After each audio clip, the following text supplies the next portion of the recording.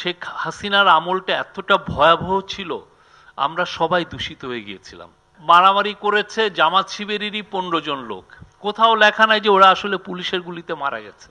একটা লোক অ্যারেস্ট হচ্ছে, বিএনপির একটা লিডার অ্যারেস্ট হচ্ছে। আপনি যদি তখন ওই দিন ওই ফেসবুক গুলো দেখতেন, মানে একদম আনন্দ লেগে যাচ্ছে। অনেকে এটা নিয়ে সহমত দিচ্ছেন যে এটা একটা কি মানে খুব ভালো একটা কাজ হচ্ছে, government has done a fantastic job.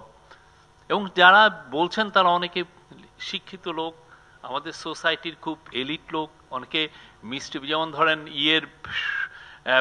যাদের এক্সিকিউট করা হলো আইসিটিতে তাদের অনেকে দেখা যাচ্ছে যে তার এক্সিকিউট করা হচ্ছে পাশে জাস্ট আমি যে রিপোর্ট করতে গিয়েছি যে দেখি যে সবাই মিষ্টি খাচ্ছেন, কতটা একটা কদর্য একটা বিষয়। একজন এক্সিকিউট হচ্ছে, তার ফ্যামিলি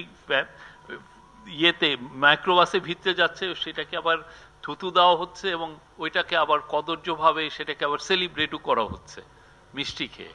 ভয়াবহ বিষয়, মানে পুরো একটা গন্ধময় একটা সময় ছিল। শেখ হাসিনার আমলটা এতটা ভয়াবহ ছিল, আমরা সবাই দূষিত হয়ে গিয়েছিলাম। এভরিওয়ান, এমন কোনো জায়গা নাই যে উনি ধ্বংস করে দেন নাই। নিউজ পেপারের যে জার্নালিস্ট, আপনি দেখা যাচ্ছে হেডলাইনটাই এমনভাবে লিখছে যে জামাত শিবির মারামারি করেছে জামাত শিবিরেরই 15 জন লোক। কোথাও লেখা নাই যে ওরা আসলে পুলিশের গুলিতে মারা গেছে। কেয়ারফুলি মানে আপনাকে ন্যারেটিভটাই সাজাচ্ছে যে আপনাকে ওদেরকে অ্যাকুজ করার জন্য, বা আপনি বিএনপিকে অ্যাকুজ করার জন্য, বিএনপির লোকগুলোকে। এবং যেইভাবে সেই সময়, মানে এটা আমি বলবো যে বাংলাদেশের এটা হচ্ছে ইটস এ রেড টেরর ছিল, এটা নিও ম্যাকার্থিজম ছিল, ভয়াবহ রকমের। যাদের এক্সিকিউট করা হলো আইসিটিতে তাদের অনেকে দেখা যাচ্ছে যে তার এক্সিকিউট করা হচ্ছে পাশে জাস্ট আমি যে রিপোর্ট করতে গিয়েছি যে দেখি যে সবাই মিষ্টি খাচ্ছেন, কতটা একটা কদর্য একটা বিষয়।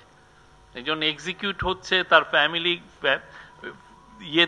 মাইক্রোবাসে ভিতরে যাচ্ছে, সেটাকে আবার থুতু দেওয়া হচ্ছে এবং ওইটাকে আবার কদর্যভাবে সেটাকে আবার সেলিব্রেটও করা হচ্ছে মিষ্টি খেয়ে। ভয়াবহ বিষয়, মানে পুরো একটা গন্ধময় একটা সময় ছিল।